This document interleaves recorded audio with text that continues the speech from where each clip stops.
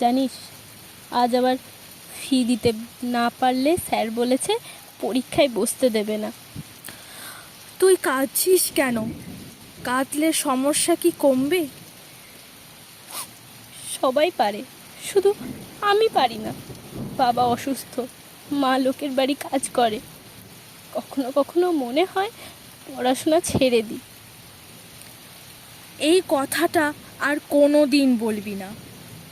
আমাদের মতো মেয়েরা হার মারলে সমাজ বলবে গরিব মেয়েদের স্বপ্ন দেখতে নেই। তুই তুই এত শক্ত কিভাবে রে? তোর কি ভয় করে না?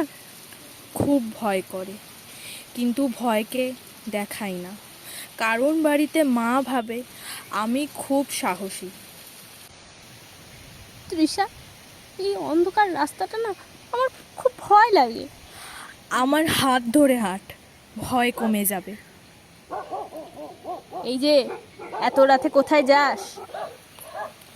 তৃষা, চল না প্লিজ। রাস্তা সবার, মেয়ে হয়ে জন্মেছি বলে মাথা নিচু করে হাঁটবো না। তুই না থাকলে আমি আজও ভয়েই কাঁপতাম। একদিন তুইও কারোর সাহস হবি। ডাক্তার বলেছে বাবার অপারেশন করতে হবে। এত টাকা আমরা কোথায় পাবো? আমরা স্কুলে অনুষ্ঠান করব, ফান্ড তুলব, সবাই মিলে সাহায্য করব। সবাই কি সত্যি সাহায্য করবে? মানুষের ভেতরে এখনো ভালোবাসা বেঁচে আছে, শুধু কাউকে প্রথমে হাত বাড়াতে হয়। আজ আমরা শুধু গান গাইতে আসিনি, আমরা প্রমাণ করতে এসেছি একটা মেয়ের স্বপ্ন টাকার কাছে হার মানতে পারে না। আমি ছোটবেলা থেকে ভাবতাম গরিবদের স্বপ্ন দেখা পাপ, কিন্তু আজ বুঝলাম মানুষ পাশে থাকলে অসম্ভবও সম্ভব। তৃষা, তুই যদি না থাকতিস আমি হয়তো হারিয়েই যেতাম।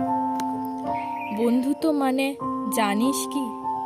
যখন একজন ভেঙে পড়ে, অন্যজন তার ভাঙা টুকরোগুলোকে জুড়ে দেয়। একদিন আমি বড় মানুষ হলে আমার মতো কোনো মেয়েকে কাঁদতে দেব না। এই তো আসল শিক্ষা, নিজে বাঁচা নয়, অন্যকে বাঁচানো। মেয়েরা দুর্বল নয়, তাদের শুধু একজন মানুষ দরকার যে বলবে তুই পারবি।